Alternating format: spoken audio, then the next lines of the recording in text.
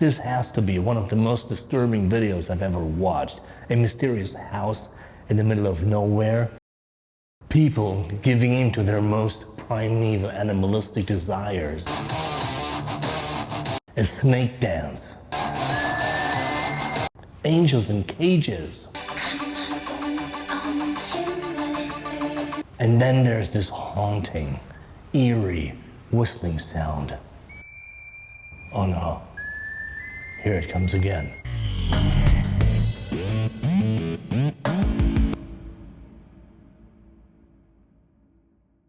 Okay, welcome everybody to this new video. Today I'm going to talk about Rammstein, Engel. Now, Rammstein's Engel video is quite disturbing, and I guess many of you have already watched it and tried to make sense of it. The problem is, what do angels do in this kind of world of debauchery? Why are they not in heaven? And how do the lyrics interplay with that scenario? So first I'm going to give you a background of the video itself. So it was recorded in 1996 and 97.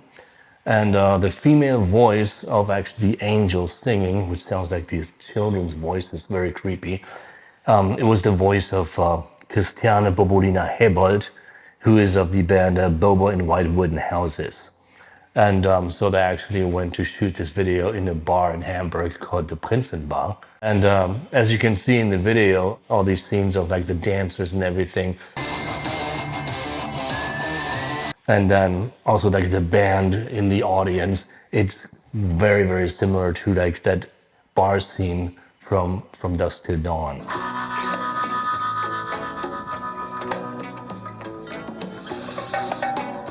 And it was actually inspired by that Selma Hayek dance in the movie. Now, interestingly enough, although it's a very famous song and it's been there for almost 30 years and it's only gained in notoriety, MTV in the beginning refused to play the video. They did not want it because it was just too perverse for their taste at that time. But as we know, everything that gets banned from TV, that gets exponentially more famous and more notorious, and so it just gained notoriety in a very short time, and now it's one of their most famous songs.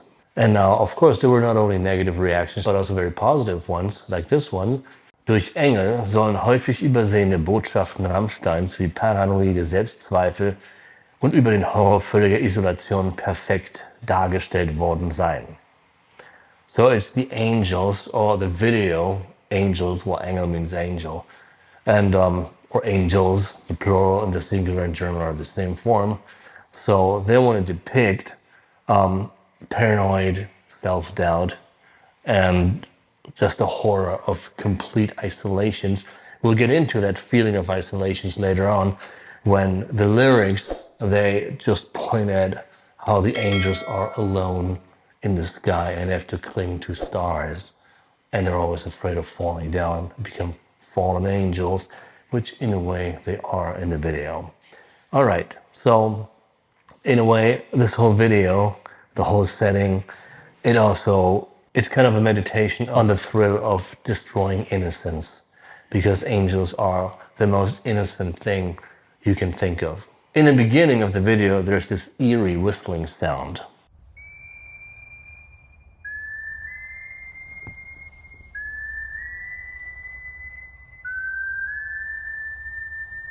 This sound in itself is already creepy enough, but it hints at some other dimension.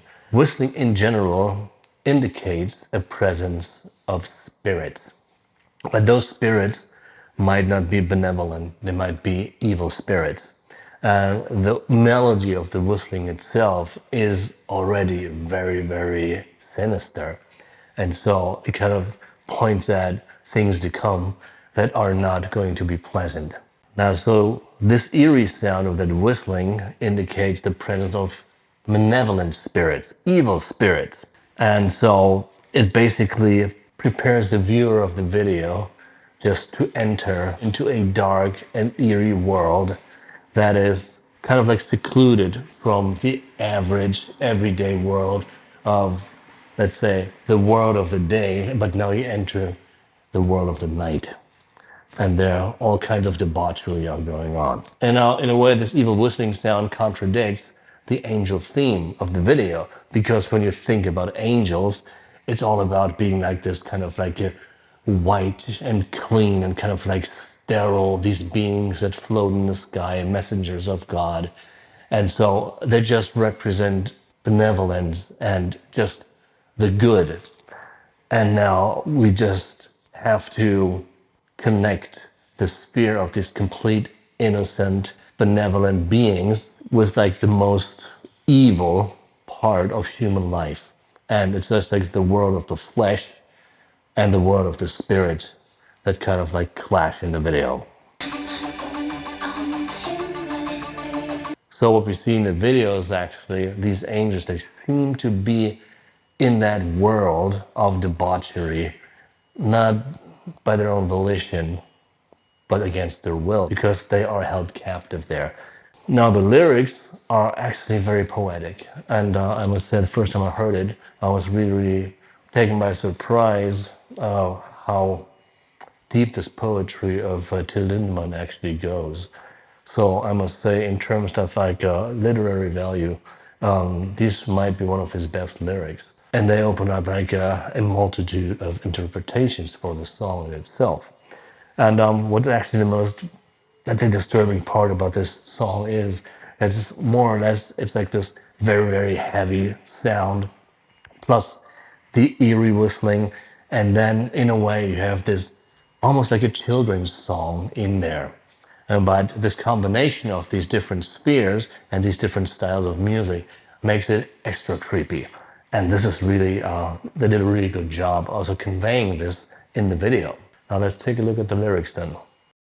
Wer so lebt, sei gut auf Erden, wird nach dem Tod ein Engel werden. Den Blick gen Himmel fragst du dann, warum man sie nicht sehen kann. Erst wenn die Wolken schlafen gehen, kann man uns am Himmel sehen. Wir haben Angst und sind allein. Gott weiß, ich will kein Engel sein. Sie leben hinterm Sonnenschein, getrennt von uns unendlich weit. Sie müssen sich an Sterne krallen, ganz fest, damit sie nicht vom Himmel fallen. So it says, who in his time on earth during his life was good will become an angel after he dies. And you look at the sky and you ask, why can't you see those angels? So it's only when the clouds go to sleep, that's when you can see us in the sky. Just notice that Himmel in German is actually, it can mean sky, but also can mean heaven. But the thing is, in this case, in the video and the lyrics to the song, it kind of implicates more that they're in the sky, not in heaven. I mean, because how could you see angels in heaven from earth? Yeah, if you're lucky, after death. But so, I mean, you can see them when the clouds go away. And then it says, wir haben Angst und sind allein. So we're afraid and we're alone. Gott weiß, ich will kein Engel sein. God knows I don't want to be an angel. Sie leben hinterm Sonnenschein. They live behind the sunlight. Getrennt von uns unendlich weit. So they're separated from us, very far away, just infinitely far away, infinitely removed from us. Sie müssen sich an Sterne krallen. They have to cling to the stars, ganz fest, very, very tightly, damit sie nicht vom Himmel fallen, so that they don't fall from the sky. And then it says, again, like the chorus, erst wenn die Wolken schlafen gehen, kann man uns am Himmel sehen. So it's when the clouds go to sleep, then you can see us in the sky. We're afraid, we're alone. God knows I don't want to be an angel. God knows I don't want to be an angel. God knows I don't want to be an angel. And again, erst wenn die Wolken schlafen gehen, kann man uns am Himmel sehen. Wir haben Angst und sind allein. Yes, we're afraid and we're alone. And so if you see like their situation in that club, I mean, they look afraid. And of course, they're wearing these very dark, this dark makeup around their eyes, the eyeliner, and they basically look like corpses. And it's going to be very significant also. I'm gonna hint at that, what it means, okay? So in the end, it just repeated, God knows I don't want to be an angel, God knows I don't want to be an angel, and so on. Now the lyrics of Engel remind me of a poem written by Rainer Maria Rilke, an Austrian poet, a modernist, and the name of the poem is The Engel. The poem was written in 1902, and the lyrics are kind of similar to Engel. And there are some very interesting parallels between Engel and Die Engel, Rilkes poem. Sie haben alle müde Munde und helle Seelen ohne Saum. Und eine Sehnsucht wie nach Sünde geht ihnen manchmal durch den Traum. Fast gleichen sie einander alle.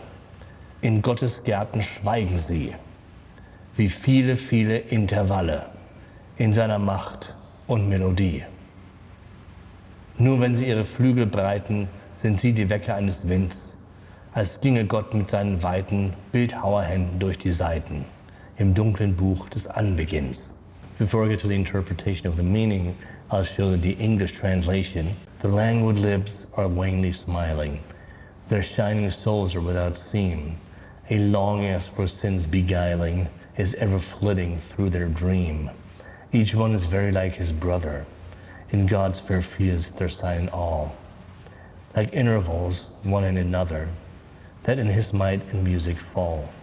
Save when their gauzy wings unfolding, they gently wake the sleeping wind, as if God's broad and deftly molding hand turned the leaves that he is holding.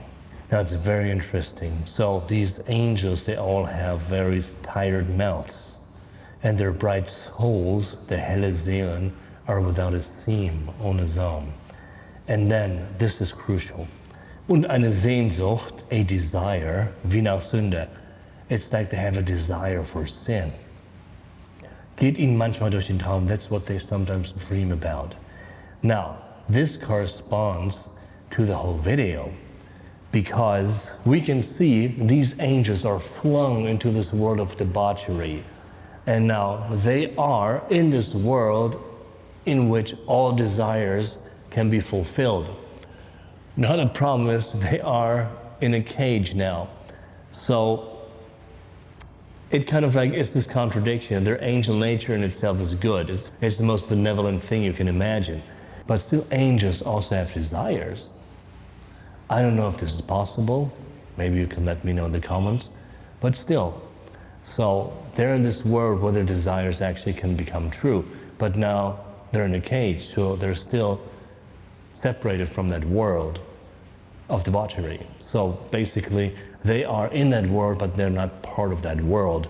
It's very interesting. It's basically like that whole thing, like angels guarding angels. They're kind of like part of the world. They have to guard over someone, but they're not really in that world. I mean, yes, they are, but they're also removed from that world. And in that Rammstein video, in the lyrics of the song, it says that they have to cling to the stars, and actually you cannot really see them because they hide behind the sunshine. And so, in a way, that's it. I mean, there's layers between these two different worlds, and now these different worlds collide, but they can never really collide. In the 19th century, when it came to angels, they were basically representations of dead children. And so here is a definition. Jedes Mal, wenn ein gutes Kind stirbt, kommt ein Engel Gottes zur Erde hernieder, nimmt das tote Kind auf seine Arme, breitet die großen weißen Flügel aus, fliegt hin über alle die Plätze, welche das Kind lieb gehabt, und pflückt eine ganze Handvoll Blumen, welche er zu Gott hinaufbringt, damit sie dort noch schöner als auf der Erde blühen. So every time a good kid, a good child dies, one of God's angels just comes down to earth, and he carries the dead angels in his arms. He spreads his big white wings and just flies over all the places, all the locations which the child had loved during his life or her life. And then, so they just pluck a whole hand of flowers and just bring it to God himself, so that they can just blossom there even more beautiful than they did on earth. So der liebe Gott drückt alle Blumen an sein Herz. God, he just presses all these flowers just to his heart. Aber derjenigen Blume, welche ihm die liebste ist, gibt er einen Kuss. And he gives a kiss to the flower which he likes the most. Und dann bekommt sie eine Stimme, and so this flower gets the voice. und kann in der großen Glückseligkeit mitsingen. And this flower can join the chorus and sing with serenity. Sie, alles dieses erzählt ein Engel Gottes. So all these things an angel of the Lord is telling us by carrying a dead child to heaven. And the kid also hears, gleich wie im Traume, just like in a dream. Und sie fuhren hin über die Städten der Heimat, and so they fly across and over all these places that the kid loved so much, where the kid has played, wo der Kleine gespielt hatte. Und sie kamen durch Gärten mit herrlichen Blumen, and they just came through gardens with the most magnificent flowers. Now, this is like the opposite of the Angel song, the Engel Rammstein song, because now, like say, the movement is reversed. Yeah, so in Rammstein's song, the angels, they fall from the stars onto earth. But here, it's like the dead children, they just go to heaven. They just leave the earth and go to heaven. So it's the opposite movement in a way. The thing about angels is then, I mean, they kind of are condemned to passivity. So the child is carried by another angel who is just carrying out the orders of his master, of God himself. Angels in general are not really in charge of their own actions. I mean, they're messengers, we know, between the worlds, okay. And also they just act based on God's commands. And so in a way, they don't have independent agency. Control is inflicted onto them just from the outside. So in a way, they're not independent, they're not freely acting subjects. In a way, they're just eternal objects. I'm thinking about Alfred Dürer's painting, Melancholia 1, when I'm thinking about angels. It's maybe one of the most famous or infamous angel paintings or pieces of art in human history. And Dürer, he's depicting this sad, depressed angel, and this angel is surrounded by all these symbols. And some people say it's about alchemy, might be, and it's all about Renaissance mathematics, might be, but it's very fascinating. And so this angel that is kind of like depressed. Why is the angel depressed? Why does this angel have melancholia? And this is one of the mysteries that art historians are still discussing today. It would be very interesting to actually make a video about that. So in a way, they're kind of always passive and not active. And I also want to point out the special connection between angels and children here. So this paragraph, it reads, children in comfort books are pictured to varying degrees as objects, angels in text, never as characters or people. Comfort books figure their child subjects as things that can be possessed, manipulated, and idolized, but can never have agency of their own. These figurations of children in the texts and objects that represented them continue to shape contemporary notions of children as pure and helpless, and of childhood as a separate and somehow better part of life. When contemporary parents wish that their children would never grow up, they are drawing, if unconsciously, on these narratives of parents whose most beloved children didn't grow up and instead remain treasured objects forever. So you can see very clearly in this paragraph that childhood and being angels is kind of like connected. And it's also like this whole motif of innocence and just always remaining in that childlike state. And this is very interesting when we look at the video because these children are more or less, they are caught in that world of the adults. But they're there in their white garments and they're just completely, they're just displaced. Right? They should not be there. That's not their world. The problem is they also cannot get out of there because they're in a cage. And also we know that there's different kinds of angels. And we have guardian angels for once. Then there's the angel of death, which is a very significant theme in, let's say, cultural history of the West. But we see like the angels in Engel, in Rammstein's video, they cannot guard or do anything. So basically they have been incapacitated. So they are kind of like now in a cage, which means they have been locked in there.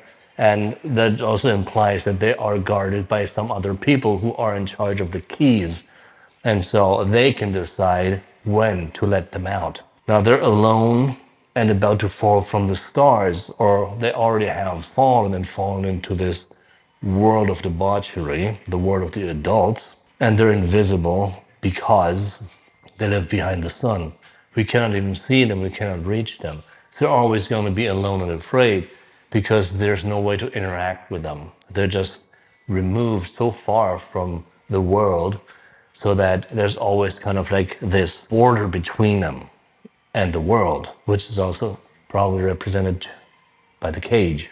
Now, God has left the angels, obviously, so he's not making any, you know, effort to release them from their prison. And of course, we know that the fallen angel himself, that's Lucifer, the light bringer, and who turned against God, basically. While the angels in the Rammstein's video are not about to turn against anyone because they can't do anything. Now they're just like these basically dead children caught in a cage. That's the question. I mean, like, have they fallen from God's grace? Is that what the lyrics imply? And that's why they're so alone, and they're also kind of imprisoned.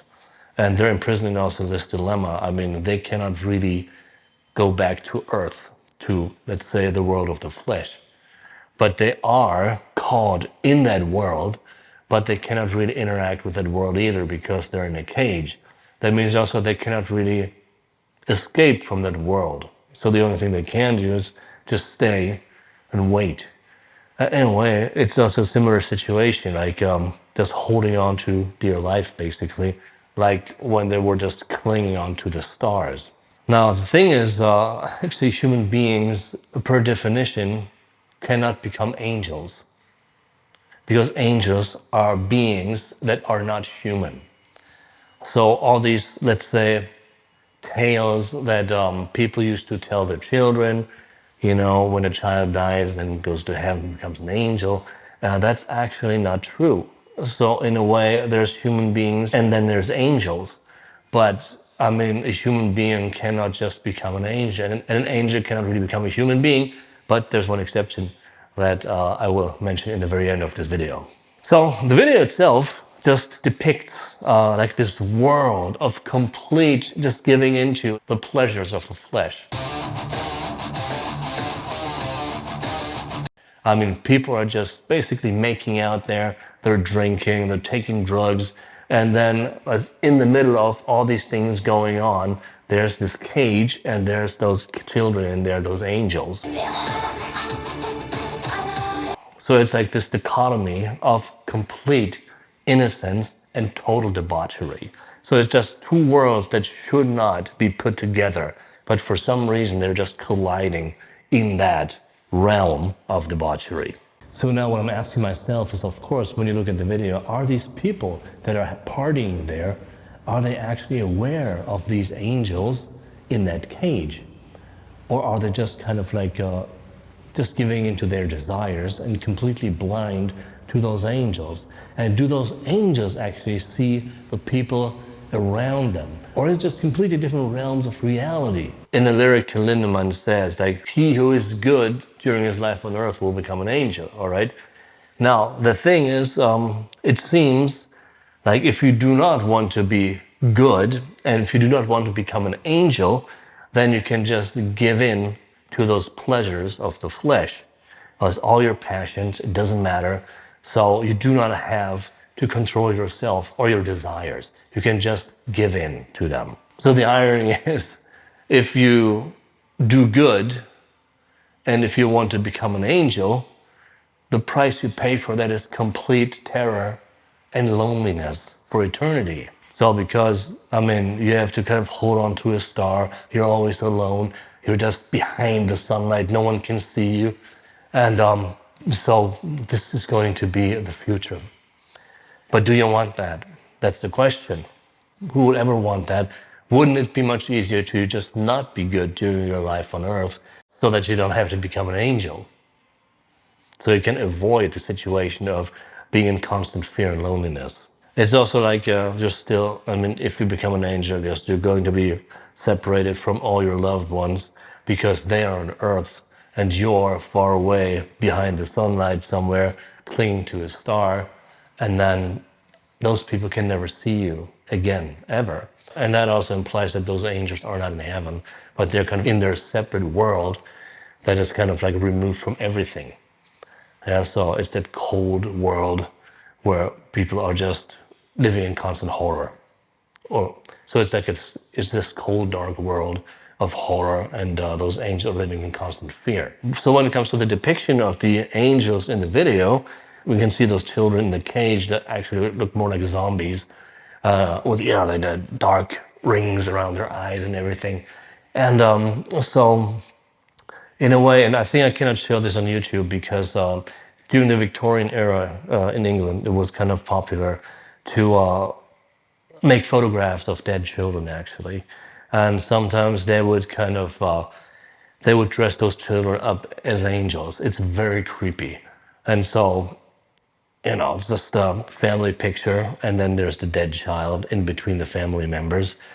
And this is just very macabre. And I think right now for people it would be unthinkable to do something like that. But at that time, it was just like you can take a photograph just as like a lasting memory of the child you have just lost. And of course, child mortality at that time was very, very high. So many people had experience with children dying, diseases, and who knows what. So it kind of became fashionable to take a photograph of the dead child. So that's what it reminded me of when I watched the video the first time. In the video, we have the realm of the angels just colliding with Earth. Because, I mean, what could be more Earth-like than this club where people just give in to all their desires? So, in a way, Earth is like a kind of hell. But it's not a place of punishment, it's just a place where people, while they're still alive, can indulge in these pleasures that you cannot once you just lose your body because you're dead. So the question is, where do the fallen angels go then? And then, unless you're a fallen angel, probably, and you're just basically falling into that world of debauchery again. And this is also like what the lyrics hint at when they say, we have to cling to the stars so that we don't fall down. But what if you fall down and then you fall back onto Earth, and then you might end up in that place? The problem is you're not really a being with a human body. So, I mean, although you're there, you cannot really take part in those activities. So these angels are flung into a place of lust and hedonism, and they did not even have the chance to indulge in earthly desires, worldly desires, because they died when they were still so young. But now they also can't because they're just in a cage. And of course, I mean, they're dead as they're angels, right? So they're in this world, but still they're not part of this world. And this seems to be like the dilemma of the whole song, the whole video. And it's also why in the end, Till Lindemann repeats, God knows I don't want to be an angel. Gott weiß, ich will kein Engel sein. Well, because who would want to have that kind of fate? Now, in that context of angels and the whole, that's the imagery of angels and let's say more or less a religious mythological dimension of angel depictions, I would like to hint at a very, very famous painting by Paul Klee. Paul Klee was a modern artist, and this picture that he painted is called the Angelus Novus, and Paul Klee painted it in 1920. So it's a new angel, the Angelus Novus, and the famous German philosopher Walter Benjamin wrote an essay about this in 1921. He actually bought that painting by Paul Klee, and then he wrote an essay about it. Now, the Angelus Novus, that's the angel who looks back at history. And I'm going to show you this in a minute. The angel has like a terrified look on his face. It might also be angry, just looking back at history. He's got this disturbed look on his face. That's the Angelus Novus. First time I actually saw this painting, long, long time ago, I first thought it was a bird. So kind of like a chicken or something like that. So it doesn't really look much like an angel at all. But we can see like his arms are up, or maybe we should call it his wings. But I kind of like look at this, I mean, looking at his feet, it almost looks like just, I mean, like a bird, okay. And so is he terrified, or what's going on there? And so we can only speculate about this, but Walter Benjamin, he pointed this out in his essay. So Walter Benjamin himself actually viewed the Angelus Novus as very negative. He even thought it was a satanic painting. I mean, Satan, Lucifer, is a fallen angel. So Benjamin always had this association that it's rather negative and terrifying. And he said, hat das Antlitz der Vergangenheit zugewendet. So he's facing the past. Wo eine Kette von Begebenheiten vor uns erscheint. So like some things that happens in the past just appear in front of us. Da sieht eine einzige Katastrophe. He sees one giant catastrophe, die unablässig Trümmer auf Trümmer häuft. It's just debris after debris. Und sie ihm vor die Füße schleudern. And these debris are just cast before his feet. Möchte wohl verweilen. He might want to stay there. Die Toten erwecken, resurrect the dead, und das Zerschlagen und Zusammenfügen, just put all the parts of everything that has been destroyed back together. Aber ein Sturm weht vom Paradies her, but there is a storm coming from paradise, der sich in seinen Flügeln verfangen hat. So this storm messes with his wings and is so strong that the angel cannot close his wings anymore. And so this storm just drives him into the future, and he cannot reverse this process. So he's being the object of that storm. He is not in charge of his own life, not his own future. He is just an object of that storm blowing from paradise. So in a way, that's the whole angel theme here. You're not a subject, you're not independent, you're not free, you are an eternal object of other forces. And so if we take a look at the topography of the video, so we have like, first of all, when we see the band walking into that club, that's the outside of the club. And then we have the realm of the club itself. Then we have the stars, which the angels cling to. And then, of course, we have to ask the question, why is there angels in the club? But so they fell from the stars right into that realm of debauchery. And as I said again, so they fell from the sky or they fell from heaven. Was it like the storm from heaven just blowing them right into the club? Who knows? But anyway, we know that they're caught there. So they are in a cage. That means they are also removed. I mean, they're in the human realm now. But this is also not a human realm that is, let's say, the norm of what people usually do. I mean, that's basically the darkest realm of all human vices where they found themselves trapped in. So in a way, it also seems that the fate of those angels caught in that cage, in that club, cannot be reversed. It's very interesting that we have the angels in a cage there, and they're separated from the people in that house, in that club. But then again, that club itself, this building, is also a cage because people are locked in. And it's in the middle of nowhere, so there's nothing going on around there. So in a way, we have a cage within a cage. And this is kind of metaphorical because the whole world is everyone's kind of separated from everyone else. They're kind of existing in the same world, but still, everyone's lonely. Everyone's kind of on their own. Everyone's separated from other people. You might share the same desires, but in a way, you're still kind of, even if you are in a club partying with everyone else, you're still partying alone. And so I think, and this might be the overall theme of the video and the song in itself, this profound loneliness in this world, and that it doesn't matter if you are an angelic being or if you are a human being, but the thing that ties them together, the common denominator, is just loneliness and isolation. So as angels, they're not participants in anything, actually. They might be observers, and the only thing they can do is just, live in their own world that is secluded from the activities going on around them, and just live like this until the end of the world, basically. Now, there's one more thing that has to do with the angel theme, and of course, as a German band, Rammstein must have been aware of the movie Der Himmel über Berlin. In English, it's Wings of Desire. It's not a good translation because Der Himmel über Berlin, actually, it might be well, the heaven over Berlin or the sky, but it's actually not about desire only, like becoming a human being and giving up your angel's wings. It's also about that whole political thing in the 1980s. That basically there was West Berlin, East Berlin, but they were just existing under the same sky. I don't know if Till Lindemann had this in mind, but the theme is a bit different. But in a way, the protagonist of the movie, who is played by Bruno Ganz, the actor that played the Hitler in The Downfall, what he desires is actually he wants to become a human being. He and the other angels in the movie are guardians and basically advisors of the human beings. So they cannot be seen by human beings, but they're always there, just guiding them. And now he wants to experience the world of the flesh, basically. And what he has to do is just give up his wings in order to do so.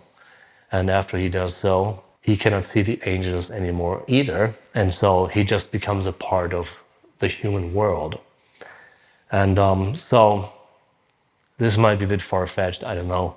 But still, it's a very, very good movie. So, I mean, you might want to check it out if you don't already know it. So that's Bruno Ganz standing there, like right before he just goes down to earth. And it's like the beginning shot of the movie. So these are my thoughts on Engel. If you want to know more about that, you can just leave a comment. Or if you have more information on that video, actually, I would be very, very interested in reading your comments. And so for now, thank you very much for watching, and I'll see you next time.